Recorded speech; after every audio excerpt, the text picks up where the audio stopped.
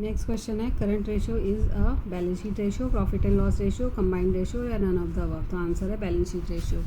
Next question है liquid liabilities include only creditors and bank overdraft, creditors and other unpaid amount, none of the above. तो यहाँ पे creditors and other unpaid amounts answer होगा। Liquid assets include only cash and debtor except bad debts, cash debtors except bad debts and marketable securities. तो fourth वाला answer होगा cash debtors except bad debts and marketable securities. Stock turnover ratio is calculated as turnover at selling prices plus stock at cost. Second है turnover at cost plus divide by turnover at cost.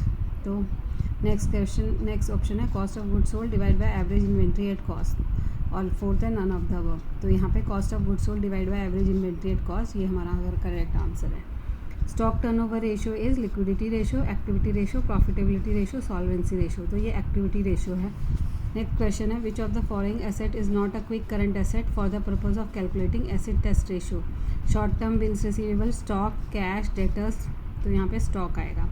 Next question which of the following techniques is used in analysis and interpretation of financial statements. Ratio analysis, cash budgeting, management analysis, none of the above. तो ratio analysis. Next question, which of the following ratios are utmost important for a concern? Solvency ratio, activity ratio, profitability ratio, liquidity ratio. So profitability ratio. Next question, if gross profit is rupees 42,000 and net sales are rupees 3 lakh, the gross profit ratio will be 20%, 18%, 14% या 35%। तो 14% आएगा। इसका difference निकालेंगे, difference upon sales into 100। Next question, which of the following ratios indicates the proportion that the sales cost of sales bears to sales? Operating ratio, operating profit ratio, gross profit ratio, net profit ratio। तो answer होगा operating ratio। Next question, if the capital employed is rupees 1 lakh and operating profit before interest and tax is rupees 15,000, the return on capital employed will be 10%, 20%, 15%, 25%। तो 15% answer होगा। If the net profit before interest and tax is 32,000 and interest charges are 4,000, then interest coverage ratio will be 5 times, 10 times, 8 times, 15 times। तो इसको calculate करेंगे तो हमारा answer आएगा 8 times।